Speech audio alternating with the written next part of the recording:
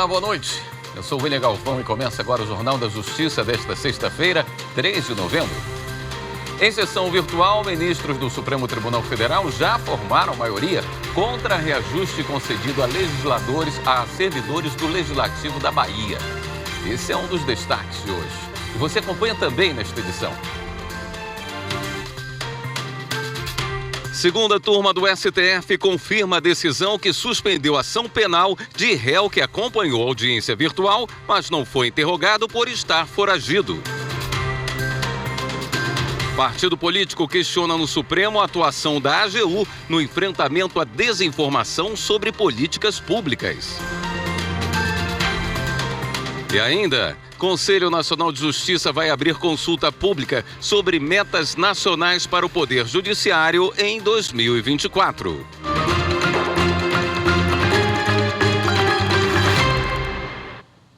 Por maioria de votos, a segunda turma do Supremo manteve decisão do ministro Edson Fachin, que havia suspendido a ação penal contra um réu denunciado por associação para o tráfico, que acompanhou a audiência de instrução e julgamento por videoconferência, mas que não foi interrogado porque estava foragido. Segundo a defesa, a primeira instância da Justiça Paulista negou a realização do interrogatório por entender que a condição de foragido implicaria renúncia ao direito de participar dos atos processuais e, por consequência, exercer o direito de autodefesa. O Tribunal de Justiça do Estado de São Paulo e o STJ rejeitaram o habeas corpus que buscava anular essa decisão. No STF, a defesa reiterou que é ilógico admitir que o réu acompanhe a audiência virtual, mas não possa ser interrogado. No voto pelo referendo da liminar, o ministro Edson Fachin reiterou que o fato do acusado não se apresentar à justiça para cumprir o mandado de prisão não implica renúncia tácita ao direito de participar de atos processuais. Para o relator, uma vez que o réu compareceu à audiência de instrução realizada por videoconferência, competiria ao juiz interrogá-lo, conforme prevê o Código de Processo Penal. No plenário virtual, o Supremo formou maioria contra o reajuste concedido aos servidores do Legislativo da Bahia. As informações com o repórter Pablo Lemos. Até agora, o Supremo Tribunal Federal somou 7 votos contra o reajuste de até 102% aos servidores ativos e inativos da Assembleia Legislativa da Bahia. A concessão do aumento teria partido do presidente do Poder Legislativo. A ação no STF foi proposta pelo governo baiano, que questionou a incompatibilidade do ato com a Constituição. Alegou violação ao princípio da legalidade e acrescentou que o aumento de salário não havia sido aprovado pela mesa diretora, caracterizando usurpação da competência legislativa. Ainda de acordo com o governo da Bahia, a concessão de aumentos contribuiu para o ajuizamento de inúmeras ações no judiciário. E afirmou que isso poderia causar um prejuízo de cerca de 300 milhões de reais aos cofres públicos do Estado. O relator do caso é o ministro Alexandre de Moraes.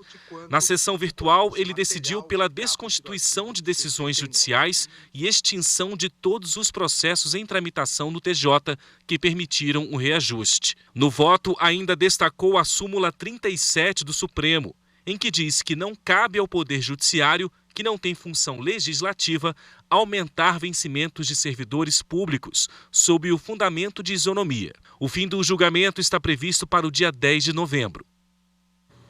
O Partido Liberal está questionando no Supremo o decreto do presidente Luiz Inácio Lula da Silva, que reestruturou a Advocacia Geral da União e criou um setor responsável pelo enfrentamento à desinformação sobre políticas públicas.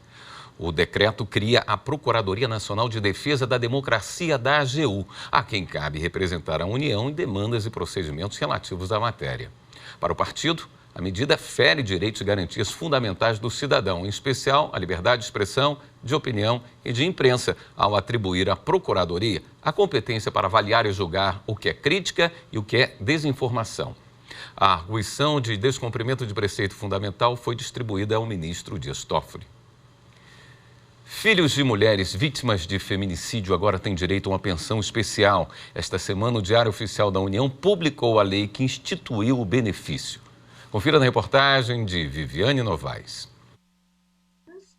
A aposentada Mônica Macedo cria um neto desde que ele era bebê. Em 2017, a filha dela, Natália Verônica Macedo, de 26 anos, foi encontrada morta dentro de casa em Lusiânia, no estado de Goiás. O marido foi preso pelo crime e condenado a 18 anos de prisão. É como se você tivesse adotado um bebê, mas você adota um bebê sem você ter tempo, não ter nenhuma licença maternidade, não ter nenhum respaldo financeiro. É uma bomba, assim, de repente. De um dia para o outro, você tem tudo isso daí. 7 em cada 10 casos de feminicídio foram cometidos pelos companheiros ou ex-companheiros. Violência que deixa crianças e adolescentes sem a mãe. É o que mostram os dados do Fórum Brasileiro de Segurança Pública de 2022. No ano, quase 2.500 crianças e adolescentes se tornaram órfãos e estão sob cuidados de parentes ou foram para abrigos. Mas, a partir de agora, os menores órfãos têm um amparo financeiro desta lei. Os filhos ou dependentes menores de 18 anos, na data da morte da mulher vítima de feminicídio, vão ter direito a uma pensão de 1 salário mínimo. O benefício será concedido às famílias com renda mensal por pessoa de até 25% do salário mínimo, mesmo que a morte tenha ocorrido antes da publicação da lei. Mas essa pensão não pode ser acumulada com benefícios previdenciários. O professor de Direito Administrativo Antônio Rodrigo Machado mostra outros limites. O adolescente que praticar algum ato infracional análogo a crime contra a vítima também não poderá receber o benefício.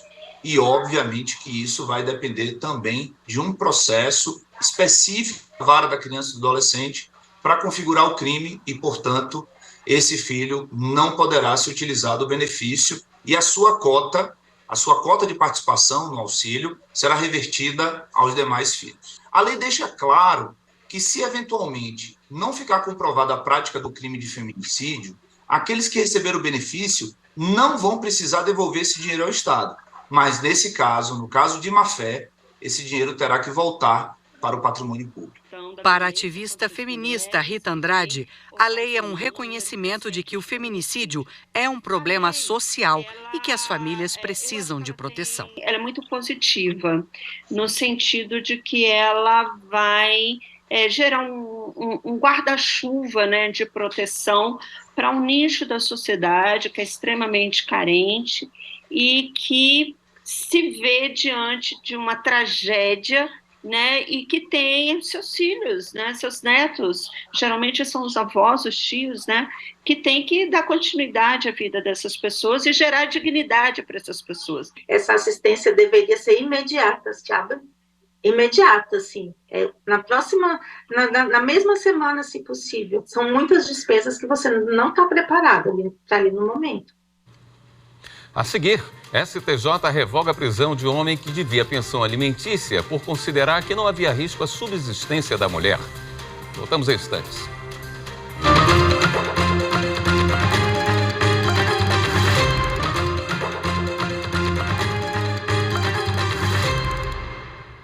A Justiça na Bahia autorizou uma nova operação contra uma facção criminosa que atua no Nordeste de Amaralina, em Salvador. Os detalhes com Anderson Arcoverde. A operação, batizada de Resposta, conta com a participação de cerca de 200 policiais militares, civis e federais. O objetivo é fechar o cerco contra a facção criminosa, que já entrou em confronto com a polícia quase 70 vezes somente neste ano. A Justiça expediu 6 mandados de busca e apreensão e 2 de prisão.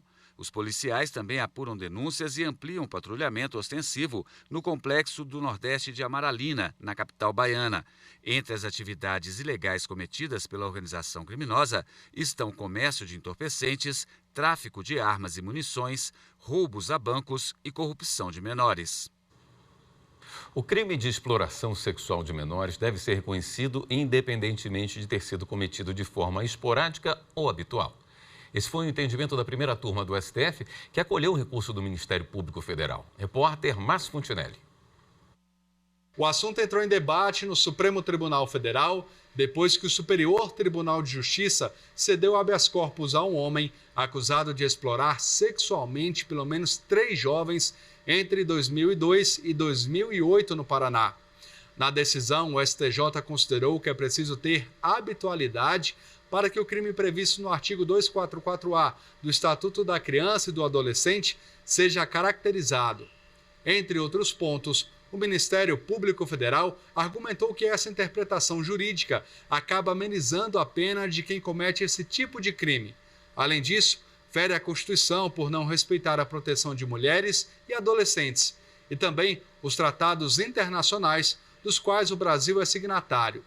A decisão da primeira turma do Supremo invalida o entendimento do STJ e restabelece a condenação imposta pelo Tribunal de Justiça do Paraná. A terceira turma do Superior Tribunal de Justiça revogou a prisão de um homem que devia pensão alimentícia por considerar que não havia risco à subsistência da mulher. Repórter Rafael Porfírio. Após o decreto de prisão proferido pelo juiz de primeiro grau, o devedor, por meio de habeas corpus, questionou a necessidade da medida. Para ele, não haveria contemporaneidade entre a ordem de prisão e a dívida de 2017. Além disso, não haveria risco alimentar presente, tendo em vista as condições atuais da alimentanda. O Tribunal Estadual não concedeu a ordem, por considerar inviável a discussão sobre urgência do débito alimentar em habeas corpus. E também a discussão sobre condição financeira da beneficiária, que deveria ser feita em ação ordinária. No Superior Tribunal de Justiça, a terceira turma deu provimento ao recurso ordinário, pois concluiu que o fato de a alimentanda ser maior de idade, formada em direito e sócia de uma empresa, demonstra que a falta de pagamento da pensão não traz risco à sua subsistência, o que torna a prisão civil desnecessária, apesar das provas de omissão intencional do alimentante em relação à obrigação. O relator, ministro Marco Aurélio Belize, enfatizou que a restrição da liberdade só é justificável nas situações em que ela for indispensável para assegurar o pagamento da dívida e garantir a subsistência do alimentando. O relator lembrou que a cassação da ordem de prisão não causa prejuízo ao prosseguimento da execução da dívida, pelo rito da expropriação de bens do devedor. Uma empresa transportadora de valores vai responder pelo disparo involuntário de uma arma que feriu um segurança. De acordo com o processo, ele foi baleado na própria perna após o revólver ficar preso na porta do carro forte. A decisão é da sexta turma do Tribunal Superior do Trabalho, como mostra o repórter Daniel Vasquez. O acidente ocorreu em um shopping de Aracaju, onde o segurança faria a coleta de dinheiro. Ele relatou que, ao descer do carro forte, a arma de trabalho ficou presa na porta do veículo e disparou. O tiro atingiu a perna do segurança. Em razão do ferimento, ele precisou se afastar do emprego por mais de 1 ano. A Prosegur sustentou que o acidente teria sido provocado pelo próprio empregado e que não teve relação com o exercício da função. Alegou ainda que o reconhecimento do acidente de trabalho pela legislação previdenciária não seria suficiente para responsabilizar a empresa. O Tribunal Regional do Trabalho da 20ª Região em Sergipe considerou que o segurança foi o único responsável pelo acidente e negou o pedido de indenização. A Prosegur não concorreu para a ocorrência do acidente, restando clara a culpa exclusiva do empregado, afirmou o regional. O relator do recurso de revista do segurança na sexta turma do TST foi o desembargador José Pedro de Camargo. Ele lembrou que o que define o risco não é a atividade econômica desenvolvida pela empresa, mas a efetiva atividade realizada pelo trabalhador. Sendo essa atividade laboral perigosa, em função do seu intrínseco risco excepcional, assim classificada na NR16, não há por que se cogitar de culpa exclusiva ou concorrente do trabalhador no disparo acidental da arma de fogo, pois se trata de situação própria e inseparável da peculiar atividade de vigilância armada, do transporte de valores, com óbvia situação de tensão, de apreensão, de alerta, de prontidão. Conforme o relator, a jurisprudência do TST vem se posicionando no sentido de que, diante da periculosidade da atividade exercida, a empresa deve ser responsabilizada concorrentemente. Isso mesmo diante da conclusão de que o empregado tenha atuado com culpa. De maneira unânime, a sexta turma reconheceu a responsabilidade objetiva da empresa. Agora o processo deve retornar à vara do trabalho de origem para novo julgamento. Após a decisão, a empresa entrou com embargos ainda não julgados. Justiça Eleitoral. A sessão plenária do TSE ganhou uma nova página na internet. Quem mostra pra gente é o repórter Fábio Ruas.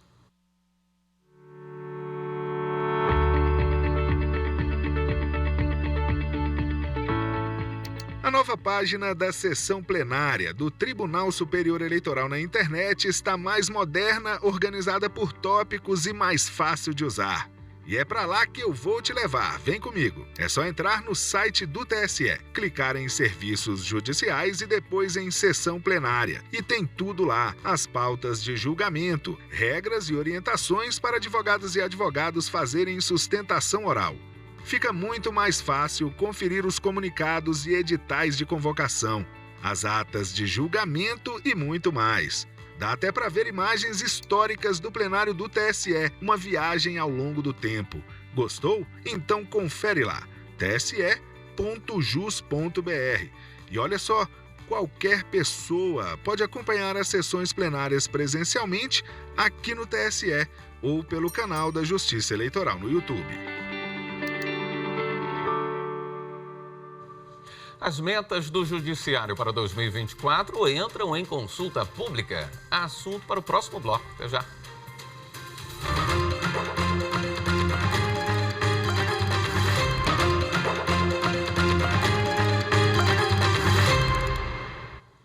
As propostas de metas nacionais para o Poder Judiciário em 2024 vai contar com a opinião da sociedade e dos operadores do direito. Os interessados em participar da consulta pública têm até o dia 9 de novembro para preencher o formulário eletrônico disponibilizado pelo Conselho Nacional de Justiça. As metas nacionais representam um compromisso firmado pelos presidentes dos tribunais pela melhoria da prestação dos serviços da Justiça. Podem participar da consulta cidadãos, servidores dos 5 segmentos de justiça, integrantes da magistratura, da advocacia, do Ministério Público, da Defensoria Pública e representantes de entidades de classes. Das 11 metas propostas para 2024, a primeira, que é julgar mais processos do que os distribuídos, não pode ser alterada. Por isso, não está incluída na consulta. Os participantes poderão se manifestar sobre as demais. Após a análise dos resultados pelo CNJ, as metas serão votadas pelos 90 presidentes dos tribunais brasileiros no 17º Encontro Nacional do Poder Judiciário, entre os dias 4 e 5 de dezembro, em Salvador. Cerca de 200 profissionais da educação que atuam em Nossa Senhora do Livramento, Mato Grosso, participaram de uma palestra sobre a justiça restaurativa. O evento marca o início do trabalho que vai ser levado às escolas, contemplando mais de 4.000 crianças e adolescentes. A reportagem é de Fernanda Fernandes. A bela, histórica e pacata Nossa Senhora do Livramento quer continuar sendo referência de uma cidade tranquila para se viver. E a melhor maneira para garantir isso é promovendo ações educativas e de sensibilização, como foi a proposta da palestra Valores e Princípios da Justiça Restaurativa no Cotidiano Profissional, que reuniu na cidade cerca de 250 servidores públicos municipais. Conduzida pela assessora especial da Presidência do Tribunal de Justiça de Mato Grosso, Catiane Boschetti, a apresentação faz parte de um plano de ações para implementar as práticas restaurativas como política pública permanente na cidade. Esse plano visa, uma reunião de articulação que já aconteceu, essa palestra de sensibilização e o próximo passo ainda nesse ano serão aí círculos para os participantes, visando cuidar dos profissionais da educação depois de um ano intenso e já prepará-los para poder fazer a formação no ano que vem. O trabalho será realizado via Núcleo Gestor da Justiça Restaurativa, o NUGJUR, e o Centro Judiciário de Solução de Conflitos de Várzea Grande, comarca a qual pertence Nossa Senhora do Livramento. A gente vai disponibilizar uma lista durante o evento para que ver a quantidade de pessoas, quem são as pessoas interessadas para a gente fazer o círculo de paz de apresentação. Já temos uma data, pelo menos nesse primeiro momento, para o dia 10 de novembro. A gente fará por polos, a gente já sabe que o município tem 3 polos, então a gente vai verificar com a secretária de Educação qual que vai ser o primeiro polo que a gente já vai começar com o Círculo de Paz. Na oportunidade, a Prefeitura apresentou a lei sancionada recentemente que instituiu o Programa Municipal de Construção de Paz nas 19 escolas da rede municipal. E a participação do judiciário com a promoção das práticas restaurativas será fundamental para a execução dele. A partir do momento que nós inserirmos essa ferramenta no convívio escolar, muita coisa vai melhorar, nós teremos um dia a dia de mais paz, nós teremos melhor relacionamento entre nossos profissionais da educação. Esse pacto que a gente fez é para que a gente saiba, nós enquanto gestores, enquanto prefeito, vice-prefeito, secretários, coordenadores, assessores e todos os nossos servidores, a gente saiba abordar quando a gente estiver diante dessas situações.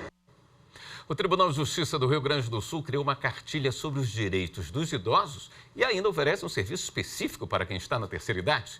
Confira na reportagem de Matheus Beck. O Sejusc 60+, foi criado para ser um espaço especializado de atendimento aos idosos.